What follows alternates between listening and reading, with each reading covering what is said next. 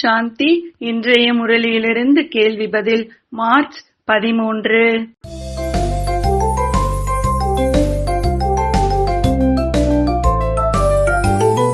யார் பரந்தாமத்தில் அமைதியாக இருக்கும் போது உலகம் அமைதியாக இருந்தது?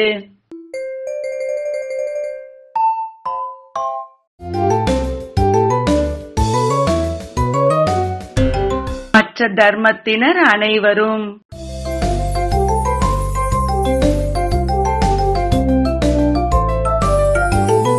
தந்தை உருவாக்கும் சொர்க்கத்திற்கு யார் போக முடியாது?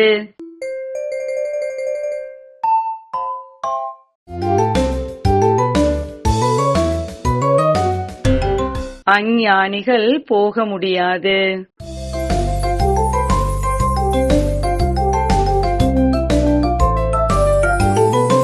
எதனுடைய ஆழமான விளைவு பற்றி புரிய வைக்க வேண்டும்?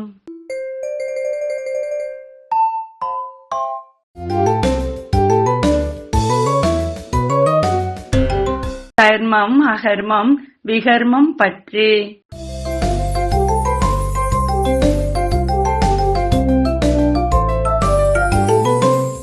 எதன் மூலம் எதை உருவாக்குகிறார் ஈஸ்வரன்?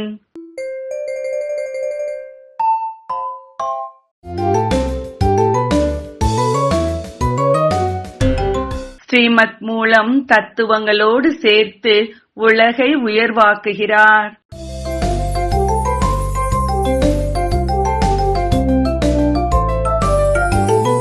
பரமாத்மா எங்கே சொர்க்கத்தின் ஆஸ்தியை கொடுத்தார்?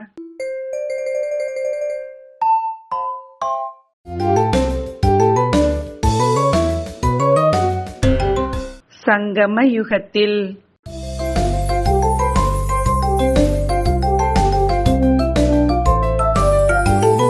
பரந்தாமத்திற்கும் கலியுகத்திற்கும் உள்ள வேறுபாடு என்ன?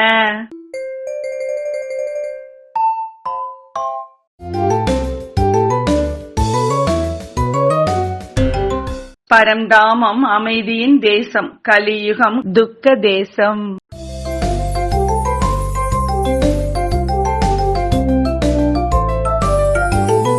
சிவத்தந்தை முதல் இடைக்கடை தெரிந்த சைதன்ய விதை. ஆக குழந்தைகளை அவ்வாறு கூற முடியாது. சரியா தவறா?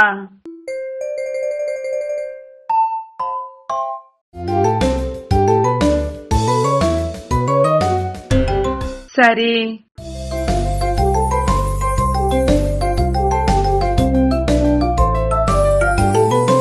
இன்றைய முரளியில் முக்கியமாக என்ன கூறப்பட்டுள்ளது?